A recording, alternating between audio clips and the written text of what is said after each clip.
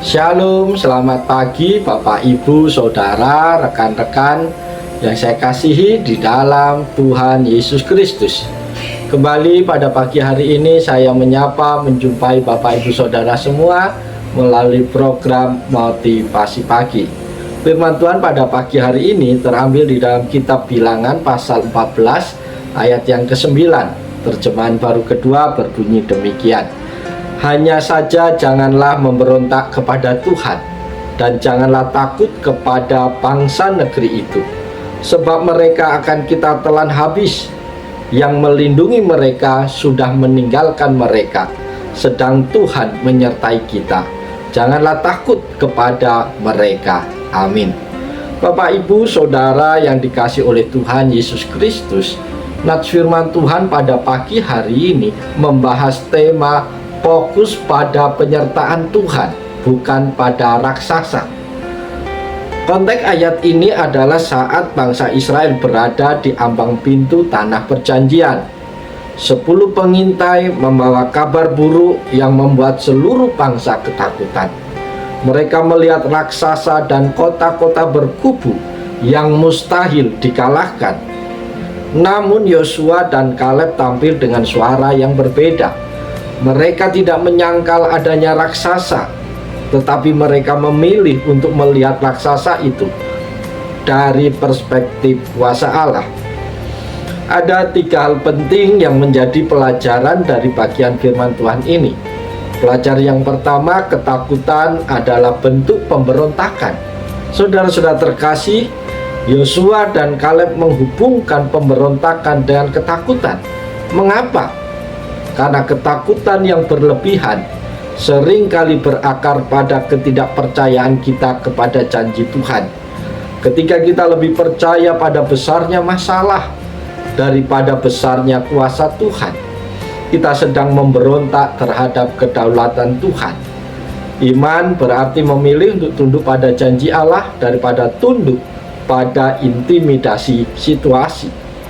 Pelajaran yang kedua, musuh tanpa perlindungan. Saudara-saudara, kalimat yang melindungi mereka sudah meninggalkan mereka sangat luar biasa. Secara fisik bangsa Kanaan tampak kuat dan terlindungi, namun secara rohani mereka kosong karena perlindungan ilahi telah ditarik dari mereka. Sebaliknya, orang percaya memiliki perlindungan yang tidak terlihat namun tak terkalahkan. Dunia mungkin terlihat mengintimidasi, tetapi tanpa penyertaan Tuhan, segala kekuatan duniawi hanyalah makanan bagi orang-orang yang berjalan bersama dengan Tuhan. Pelajaran yang ketiga adalah kunci keberanian. Tuhan menyertai kita. Bapak, Ibu, Saudara terkasih, satu-satunya alasan mengapa Yosua dan Kaleb tidak takut bukanlah karena mereka merasa lebih kuat atau lebih hebat dari musuh, melainkan karena satu fakta sederhana: Tuhan menyertai kita. Kehadiran Tuhan adalah variabel yang mengubah segalanya. Dengan Tuhan, masalah yang terlihat seperti raksasa akan berubah menjadi roti. Dalam bahasa aslinya, mereka adalah roti bagi kita. Sesuatu yang justru akan menguatkan iman kita saat kita berhasil melewatinya.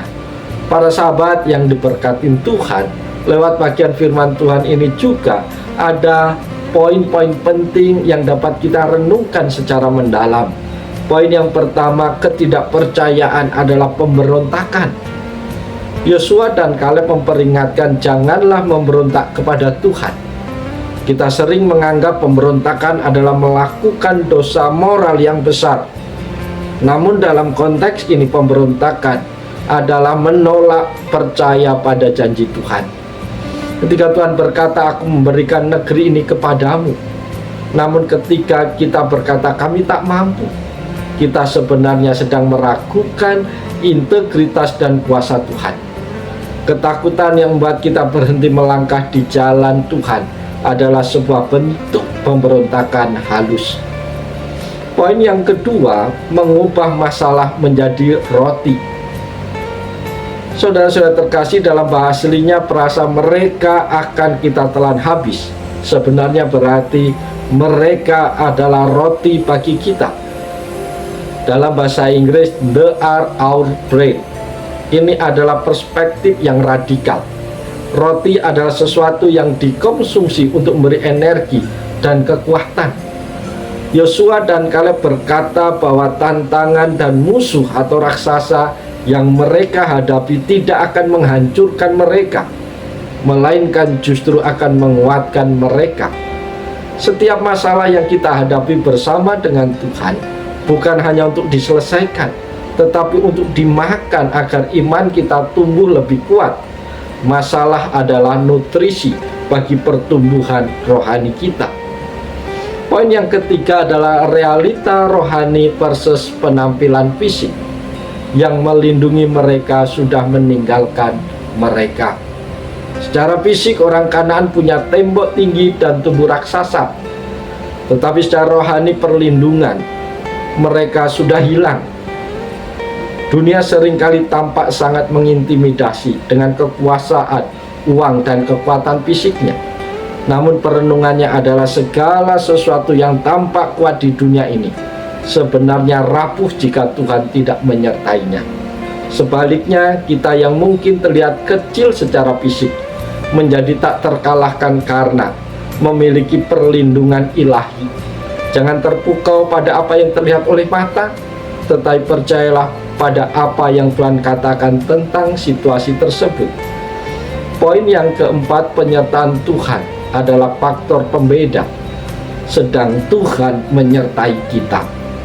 Ini kunci dari segala keberanian. Yosua dan Kaleb tidak sombong akan kekuatan militer mereka. Fokus mereka bukan pada diri sendiri, melainkan pada penyertaan Tuhan. Jika Tuhan yang menciptakan alam semesta ada di pihak kita, maka kalkulasi matematika manusia tentang siapa yang lebih kuat menjadi tidak relevan. Kehadiran Tuhan mengubah kemustahilan menjadi sebuah kepastian. Poin yang kelima, larangan untuk takut yang berulang. Saudara-saudara, 2 kali dalam ayat ini ditekankan janganlah takut. Ketakutan adalah emosi manusiawi yang wajar, tetapi Tuhan melarang kita dikendalikan oleh ketakutan tersebut. Ketakutan menutup mata kita terhadap penyertaan Tuhan dan membesarkan ukuran masalah. Menolak untuk takut adalah sebuah keputusan kehendak berdasarkan pengenalan kita akan siapa Tuhan kita. Bapak Ibu Saudara terkasih, masalah yang kita hadapi mungkin nyata dan besar seperti raksasa bagi bangsa Israel. Namun jangan biarkan raksasa itu menutupi pandangan kita terhadap Tuhan. Berhentilah memberontak melalui keraguanmu. Ingatlah bahwa masalahmu tidak memiliki perlindungan ilahi, sedangkan kita memilikinya. Janganlah takut sebab Tuhan menyertai kita. Musuh kita mungkin besar, tetapi mereka tidak punya perlindungan. Kita mungkin kecil, tapi Tuhan menyertai kita. Karena itu jangan fokus pada ukuran raksasa di depanmu. Fokuslah pada ukuran Tuhan yang ada di sampingmu.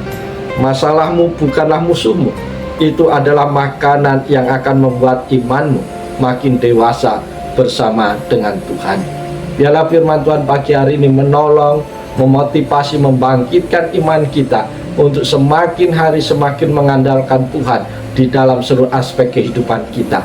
Tidak peduli sebesar apapun masalahmu, asal bersama dengan Tuhan, engkau akan menjadi pribadi-pribadi yang menang. Oleh sebab itu, selamat pagi, selamat berkarya, Tuhan Yesus menolong, Tuhan Yesus berkati kita semua. Salam haleluya, amin.